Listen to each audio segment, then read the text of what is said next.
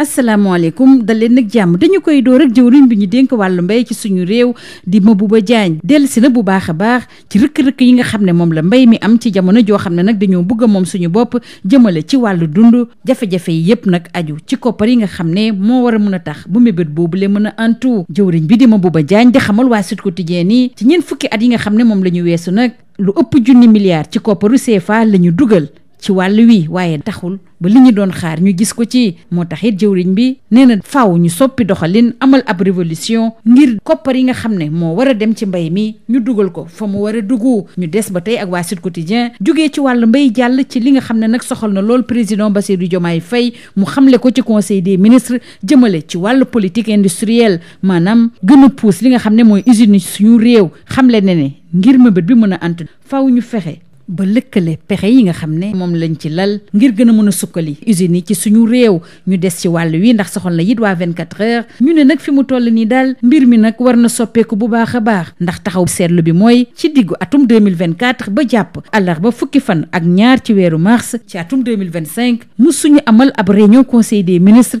te président Bassirou Diomaye Faye waxtaanewul wàll wi moo tax it président Bassirou Diomaye Faye ak premier ministre am di Ousmane Sonko dañoo war a def seen kéem kattan bépp rëkk-rëkk boo xam ne moo tere suñu usines yi dox na mu waree ñu saafara ko ci jamono joo xam ne nag président Bassirou Diomaye Faye du jug di wane ne sukkali suñu usines yi lu ko soxal la waaye Le Quotidien nag ñu ngi xam le ni moom ak gouvernement mi daal defuñu leen ngir aar usines yi nga xam ne jot nañ koo samp ci suñu réew ñu waxtaanee tolluwaay jëmale ci wàllu koom-koom ak wàllu politique ak Sud Quotidien ñuy xam le ni conférence ñi jiite Front pour la défense et la démocratie de la République di FDR ñoom nag démb jaarale ko ci ab bataaxal artu nañu bu baax a baax ci tolluwaayu réew mi li koy yóot baaxul dara dañoo xamle ni benn at ginnaaw gi nga xam ne waa parti Pastef ñooy doxal ci réew mi liñ ci nemmeeku mooy jaay doole bu tar xajamal cere ñi nga xam ne ñooy yëngu ci wàllu longue politique bi te fare ci beneen wàll wi ak it nërmeel bu baax a baax sunu koom-koom ñu des ak waa FDR ndax dal nañ bu baax a baax ci nguurub Ousmane Sonko ne ñoom li leen soxal muy dal ci ñi nga xam ne ñoo jàkkaarloo ñoom ci longue politique bi mel ni daal dañoo bëgg a fayu waa FDR bu ñu sukkandikoo ba tey ci l'info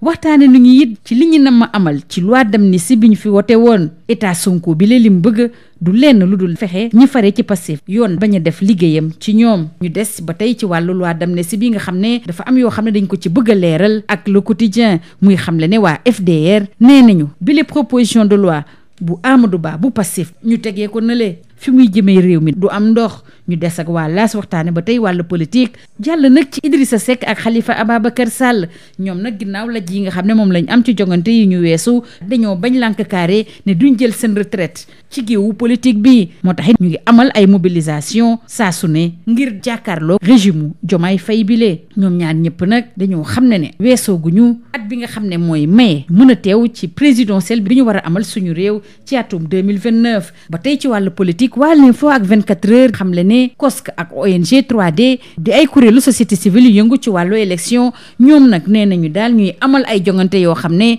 jàmmakalal te it mu jaar ci yoon moo leen soxal ànduñu benn yoon ak bépp fitna boo xam ne mun na ñëw xajamal wàllu démocratie ci suñu réew ci jamono jooju nag Les Échos xam le ni juge d'instruction bu pôle judiciaire financier moom fi mu toll nii baral na mbir yi jëmale door na di déglu ñenn ñi nga xam ne dañoo laale ci mbirub Tabaski Ngom ci loolu la sax ki jiite commission régulation du secteur de l'énergie moom teewlu nañu ko démb firndeel na li nga xam ne moo nekk ci plainte bi nga xam ne moom la teg ci ndoddu Tabaski Ngom bu Trésor ñu des ak Tabaski Ngom ndax waa laas yu ñuy xamal ne it am na beneen plainte boo xam ne moom la teg na ko ci ndoddu député bii di Moustapha Diop mu xam ne dafa lekk luy tolloog 2 millions ci kopparu CFA député maire bu Louga bi nga xam ne nag dañoo jëm ci yëkkati kiiraayam loolu lee Le Soleil di ko firndeel ne tey jile ci àjjuma ji dañoo woolu député yi ci assemblée nationale ngir ñu samp kuréel bi nga xam ne moo war a saytu mbir mi ginnaaw gi nga xam ne dañu ko dénk saytu lépp lu jëm ci wàllu télécommunication suñu réew waa ARTP am na artu boo xam ne nag def nañu ko ci biir réew mi quotidien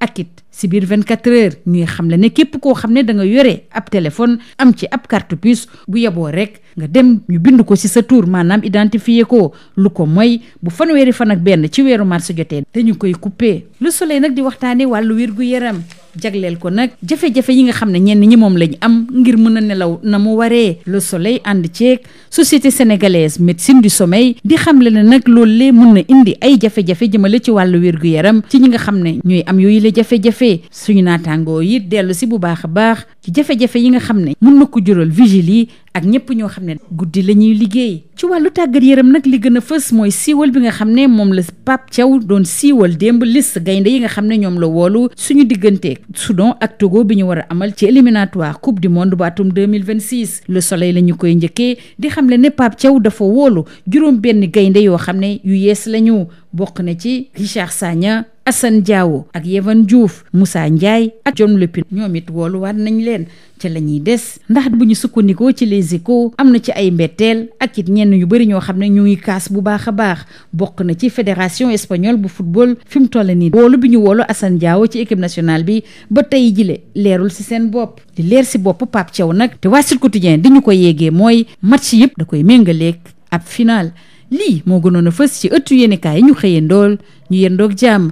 Bonjour. Sans une gestion plus efficiente des ressources financières affectées à l'agriculture, le Sénégal aura du mal à répondre à son objectif de souveraineté alimentaire et ou d'autosuffisance alimentaire. Selon Sud Quotidien, c'est la conviction du ministre de l'Agriculture, de la Souveraineté alimentaire et de l'Élevage, Mabouba Diagne, qui a annoncé qu'au cours des 4 dernières décennies, des investissements à hauteur de 1265 milliards de francs CFA ont été injectés dans l'agriculture sénégalaise, mais sans réel impact. Le ministre, qui se prononçait hier lors d'un atelier de 2 jours consacré au financement de la loi agro-sylvopastorale, préconise une sorte de révolution dont le ciblage et la rationalisation des financements destinés au secteur agricole. Il liste les impairs liés au financement efficient de l'agriculture sénégalaise dans les colonnes du quotidien du groupe Sud Communication. Restons avec le président Bassirou Diomaye Faye qui insiste sur la nécessité d'une coordination efficace des interventions et la mutualisation des ressources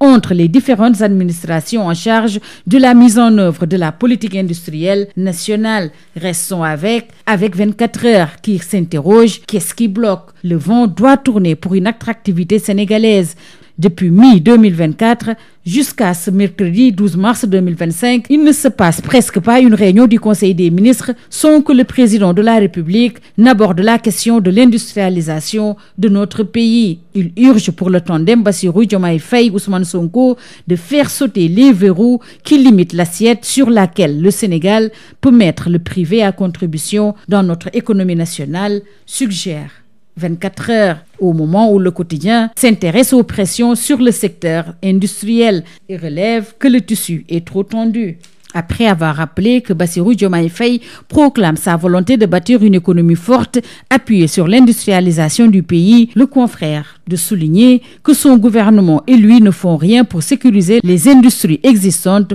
fortement menacées. Au moment où le secteur agroalimentaire est dans la hantise de baisse imposée des prix. Parlons à présent de la situation politique et économique du Sénégal avec la conférence des leaders du Front pour la défense de la démocratie et de la République qui sonne la sonnette d'alarme. Selon Sud Quotidien, dans une déclaration publiée hier, le FDR note que le Sénégal est un pays en danger. En effet, relève la coalition de partis de l'opposition, après près d'un an, le gouvernement du parti Pastef est marqué par une dérive autoritaire, une régression politique croissante et un effondrement économique qui menacerait la stabilité du pays. Et pour ce qui est de la proposition de loi portant interprétation de la loi d'amnistie, le quotidien de renseigner que le FDR exige son retrait. Le FDR pilonne tout simplement l'État Sonko, informe l'info. Selon le FDR, l'État Sonko semble ainsi donner la priorité à la persécution et à l'emprisonnement de ses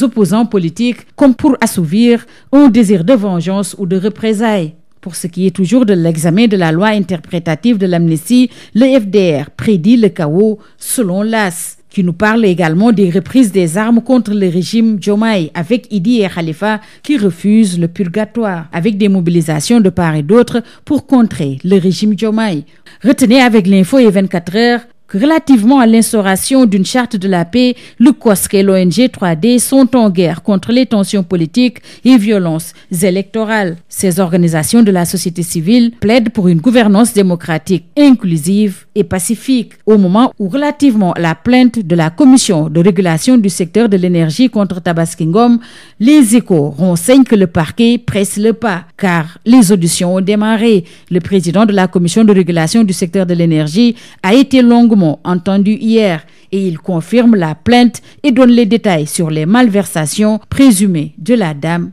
Tabaski Ngom. Par ailleurs, las d'informer que parallèlement à cette affaire, l'inspectrice du Trésor a déposé une plainte contre Moustapha Diop, qu'il a accusé de l'avoir grugué à hauteur de 700 millions de francs CFA. Le député maire de Louga est actuellement en passe de perdre son immunité pour être entendu dans cette affaire. Le Soleil de renseigner que la constitution d'une commission ad hoc sera examinée aujourd'hui en plénière par les députés de la 15e législature. Fin de l'anonymat téléphonique, le sujet intéresse Rewmi Quotidien et 24 heures qui rapporte que toutes les cartes SIM non identifiées seront désactivées le 31 mars, renseigne la RTP. Parlons santé à présent, notamment la santé du sommeil avec, derrière les troubles, des pathologies qui se réveillent, alerte Le Soleil, qui donne la parole à la Société sénégalaise de médecine du sommeil qui alerte. Ils peuvent aggraver des maladies chroniques et altérer la qualité de vie. Et Le Soleil d'alerter également sur l'horloge biologique déréglée des vigiles et autres travailleurs de nuit. En sport, éliminatoire de la Coupe du Monde 2026, la publication de la liste du sélectionneur Pape Thiaw intéresse la presse parue ce jour. Joueurs convoqués pour les rencontres face au Soudan et au Togo, comptant pour les 5e et 6e journées de ces éliminatoires. Le technicien, selon Le Soleil, a fait appel à 6 nouveaux lions, à l'image de Richard Sagna, Assane Diao, Yehvan Diouf, entre autres. Moussa Ndiaye et Diom Lopi de leur côté font le retour dans la tanière. C'est un nouveau vent de fraîcheur dans la tanière, d'après Le Soleil. Restons avec cette liste de Pape Thiaw pour mars. Entre grosses surprises, contestations et clash, relèvent les Échos. Avec 3 binationaux et un local de D2, et après la convocation de Assane Diao, la Fédération espagnole de football doute de la légalité de cette convocation. Et le sélectionneur national de confier à Sud Quotidien, je cite, « Chaque match est presque comme une finale ». C'est tout. À vos journaux et très bonne lecture.